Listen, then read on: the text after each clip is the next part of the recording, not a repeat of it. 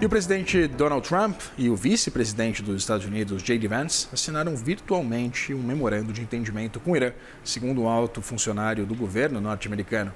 O presidente do parlamento do Irã também assinou esse documento. Uma cerimônia formal de assinatura ainda deve acontecer na próxima sexta-feira, quando o Estreito de Hormuz deve ser totalmente reaberto. E sobre as expectativas e os impactos desse acordo, a gente conversa agora com Benny Fard, sócio da B8 Partners. Benny, seja muito bem-vindo, é um prazer ter você aqui. Satisfação é minha, obrigado, Vitor. Benny, queria começar perguntando exatamente sobre esses primeiros impactos. A gente tinha muita expectativa por parte do mercado, mas um certo otimismo também por parte dos investidores, sempre que havia qualquer tipo de sinalização de que Estados Unidos e Irã caminhavam para algum tipo de acordo, ou pelo menos um arrefecimento dessas tensões lá no Oriente Médio. Eu queria entender se essa precificação hoje ela faz sentido, que a gente deve, que tipo de ativos a gente deve ver sendo mais impactados por essa perspectiva aí sim de um acordo mais palpável entre os Estados Unidos e o Irã pelo fim do conflito no Oriente Médio?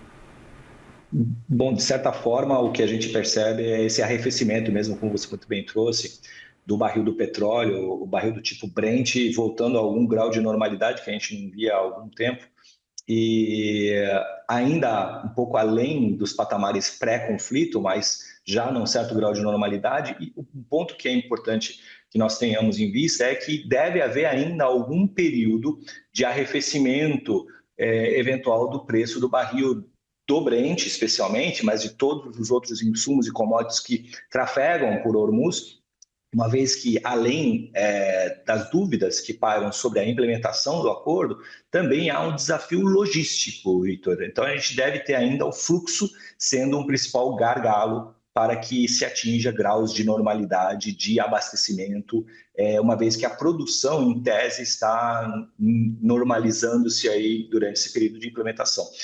Com esse menor choque inflacionário vindo do petróleo, do oferecimento do petróleo através do Golfo Pérsico, a gente tem naturalmente uma redução do preço do petróleo, mas um maior apetite a risco dos investidores de uma forma geral. O prêmio de risco global cai.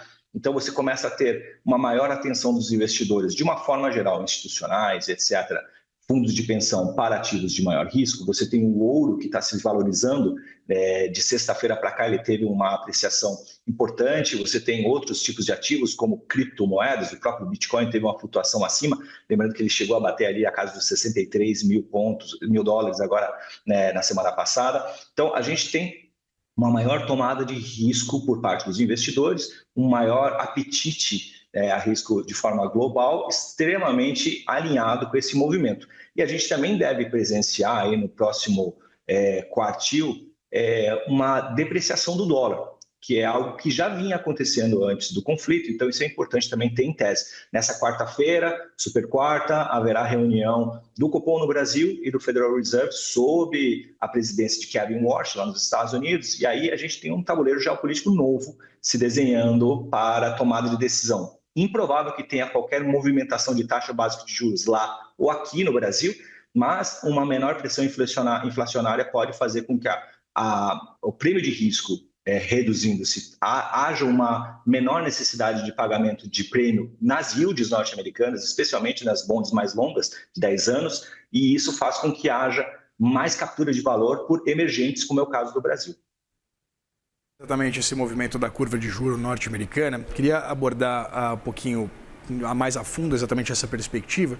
Você cita que essa reconstrução do ponto de vista logístico ainda deve demorar algum tempo para que, de fato, a gente tenha toda uma cadeia produtiva funcionando como funcionava anteriormente, se voltar a funcionar como funcionava anteriormente.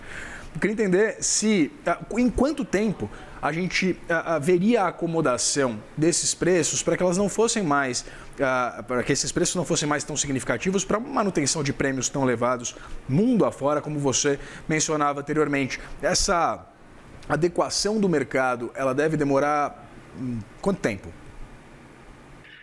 Sabe, Vitor, logo no início do conflito, quando anunciaram-se a liberação de reservas de petróleo por parte de nações ou blocos, a Agência Internacional de Energia anunciou a liberação de 400 milhões de barris de reservas para abastecimento global, uma vez que o choque de oferta impedia o escoamento através do Estreito de Hormuz. Pois bem, o ponto é que esses 400 milhões de barris disponibilizados logo no início dos conflitos teriam capacidade de escoamento de 2 milhões de barris por dia. Seriam necessários 200 dias para que o escoamento daqueles 400 milhões de barris acontecesse, o que não era o suficiente, continua não sendo suficiente, para abastecimento global. Então, uma vez que a gente considere que os impactos infraestruturais na região do Golfo tenham sido mínimos, o que a gente ainda não sabe, do ponto de vista de produção e escoamento, considerando o gargalo, uma vez que a quantidade de navios e de estrutura infraestrutural, né, logística,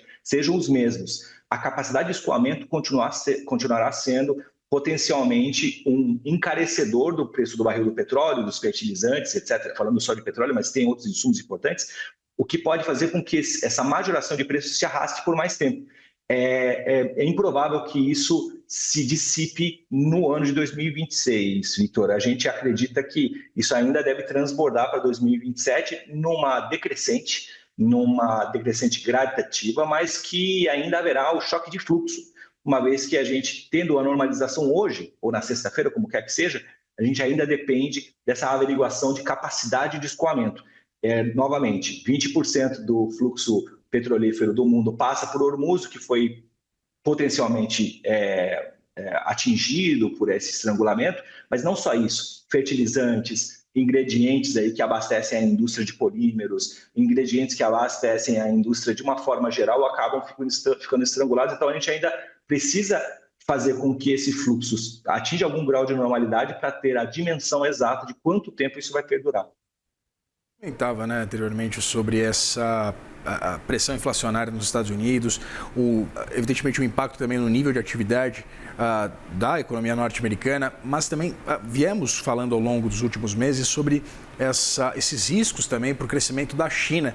E eu queria entender se com essa perspectiva de firmamento de algum tipo de acordo que visa exatamente uma certa normalidade no escoamento de energia do Oriente Médio, que tipo de perspectiva a gente tem acerca exatamente do nível de atividade global, pensando nesses dois grandes players, nessas duas maiores economias do mundo, que são Estados Unidos e China?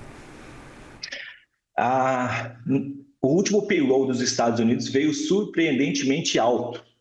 E isso pegou todo mundo de surpresa. Eu lembro que no dia que saiu o payroll, o mercado ficou em polvorosa. De fato, o que a gente percebe é que não só a gente está tendo uma atividade, um nível de atividade alto a despeito do choque inflacionário, mas a gente tem uma sinalização muito atípica.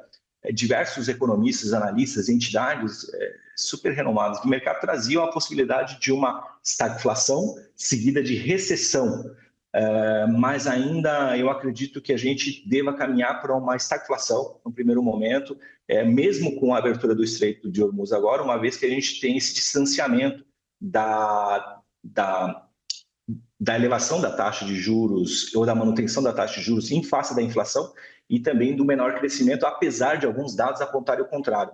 Mas o fato é que Estados Unidos continua com um crescimento bastante robusto em termos de empregos, e é um dos ingredientes da atividade econômica, e a China também, a despeito de todo o choque que tem sofrido de oferta de petróleo vindo do Oriente Médio, de certa forma mantém a sua atividade com algum grau de normalidade.